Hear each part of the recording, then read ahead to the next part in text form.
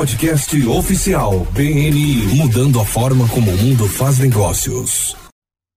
Olá a todos e bem-vindos de volta ao podcast oficial do BNI.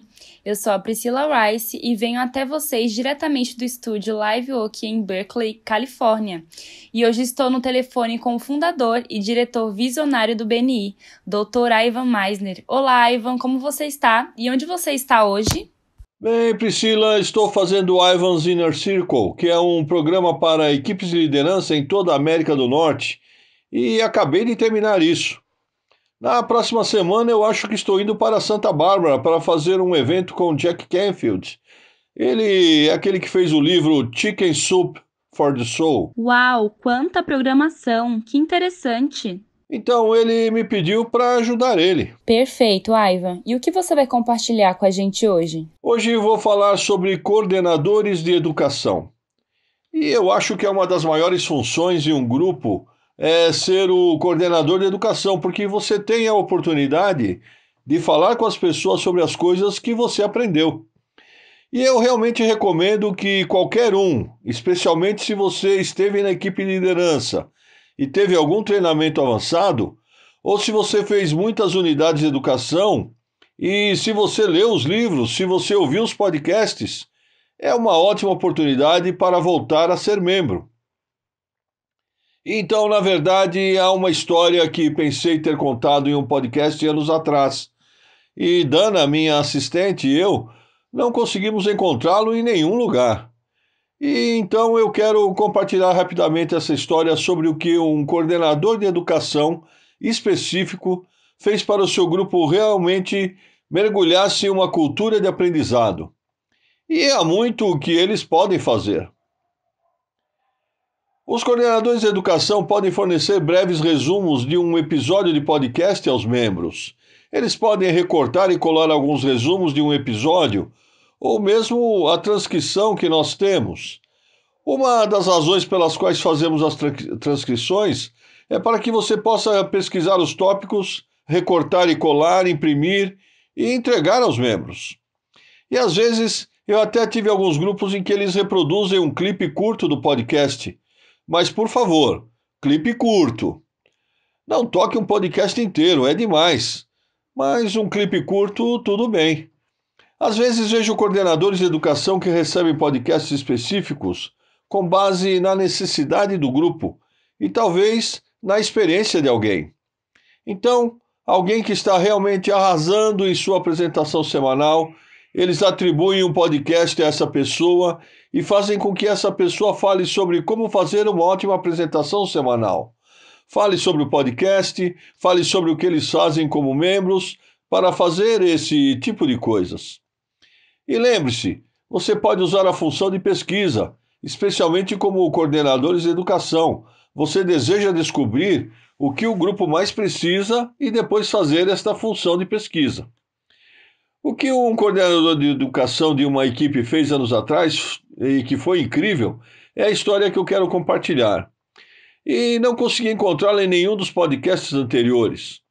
Então eu acho que esta é a primeira vez que é contada no podcast. Eu tive um coordenador de educação que veio até mim e disse: estou em uma equipe em que os membros simplesmente não estão ouvindo os podcasts. E nós, a equipe de liderança, realmente reconhecemos que, para que um grupo seja bem-sucedido, todos precisam trabalhar com a mesma cartilha. Nos esportes, você recebe uma cartilha e todos trabalham nas mesmas jogadas. Você tem que trabalhar com a mesma cartilha. Você tem que estar cantando no mesmo ritmo. Então, você tem que estar junto com uma equipe. E se as pessoas não estão ouvindo os podcasts, aí não vai funcionar porque elas não estão se educando sobre como serem melhores membros. E eu concordei com ele, e ele disse: eu encontrei uma solução para isso. Eu disse: e qual é a solução? Ele disse: bem, quando comecei como coordenador de educação, na minha primeira semana na função, eu me levantei e disse: basicamente tenho duas opções como coordenador de educação, e gostaria de sua opinião sobre o que você está pensando. Primeiro, você pode me informar os tópicos sobre os quais gostaria que eu falasse, e toda semana farei uma pequena palestra sobre esse tópico. Vou falar sobre esse tema. Vou puxar material dos podcasts, livros do Ivan, do seu blog e falarei sobre esse conteúdo diretamente para vocês. Ou 2, podemos ter um diálogo. Podemos compartilhar ideias sobre o que funciona e o que não funciona. Qual desses 2 você prefere que eu faça? Ele perguntou ao grupo. Bem, assim que ele me disse isso, eu fiquei tipo, sei que os grupos respondem. Ele disse, sim, eu sabia qual é a resposta dos grupos também. Todos eles disseram, diálogo, por favor. Queremos conversar. Ele disse, eu sabia que eles diriam isso. E ele complementou, foi aí que a magia entrou. Eu disse, então, o que você fez? Então ele me contou o que falou ao grupo. Ótimo, eu esperava que vocês dissessem que queriam um diálogo. Então, para que possamos ter um diálogo informado, temos que fazer a leitura. Então, vamos pegar tópicos que vocês gostariam de falar. Vou passar para vocês um podcast ou um blog ou algum material para vocês lerem e ouvirem sobre aquele tópico que gostariam de falar para a próxima semana. E se você já ouviu o podcast ou leu o material, pode falar. Se você não ouviu, então ele fez esse pequeno movimento com os dedos e os lábios, como se estivesse trancando uma chave. Trancando os lábios, sabe? Você não pode falar. Se você não ouviu o material ou leu o material, você não pode falar. E saberemos que você ouviu ou leu porque você vai ter que citar algo dele. Mas se você não ouviu, não pode falar. E Priscila, ele passou de um grupo onde quase ninguém ouvia o podcast semanalmente para obter quase 100% de participação. Porque as pessoas sabiam que não podiam falar a menos que ouvissem. Que ideia brilhante! E peço aos coordenadores de educação de todo o mundo que usem esse conceito como forma de obter engajamento.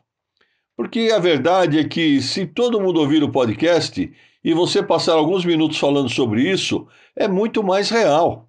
É muito mais envolvente do que ouvir estritamente uma palestra, o que pode ser ótimo, dependendo do coordenador de educação. Mas somos todos adultos. E você entende, ter uma experiência original e criativa é como um seminário onde você é capaz de falar de uma posição de conhecimento e compreensão que é a mais poderosa. O que você acha dessa ideia, Priscila? Nossa, eu gosto muito da ideia. E eu sou coordenadora de educação, na verdade, né? Há anos no meu grupo. Porque eles acham que eu tenho informação privilegiada por conta de todos os podcasts. Bem, você meio que tem, sim. Mas então, você pode tentar isso. E, claro, nos contar como isso funcionou para você. Nossa, super sim. Eu acho uma excelente ideia. Bem, fico feliz em falar mais sobre ser coordenador de educação, já que você faz isso há tanto tempo. Se você tiver alguma dúvida, ficarei feliz em conversar com você sobre isso, mas antes, quero deixar um último conceito sobre ser coordenador de educação. Para mim é tudo uma questão de mentoria. E sim, você pode ser um mentor para o seu grupo, um voluntário para ser um mentor, eu aconselho. Mas eu acho que um coordenador de educação é uma forma de mentor. Você vai lá toda semana e está ajudando a orientar e treinar as pessoas na direção certa. Recomendo um livro que fiz chamado The Network Mentor. É um livro realmente curto e eu recomendo para os coordenadores de educação. E há uma história no livro, o livro é uma parábola, então é uma história. E lá eu conto uma história dentro do livro sobre um senhor que treinou o clube de xadrez do seu filho. E acho que já te disse isso em um podcast anterior. Ele treinou o clube de xadrez de seu filho, e seu filho tinha 10 anos. E ele pensou, bem, isso vai ser muito fácil, você sabe, eu sou muito bom em xadrez.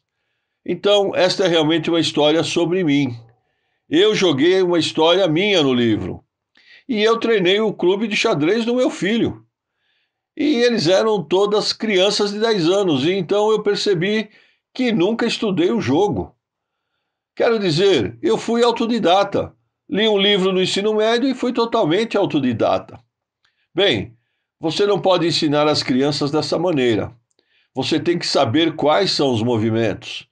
Então eu tive que aprender o que é um garfo, um espeto, uma cravada, todos esses termos para movimentos do xadrez. E eu tive que aprender o que eles eram para que eu pudesse treinar crianças de 10 anos. Bem, o engraçado é que eu era um jogador muito bom. E eu estava desafiando um amigo meu que eu jogava regularmente. E um dia ele me disse: Cara, o que você está fazendo? E eu disse: O que você quer dizer?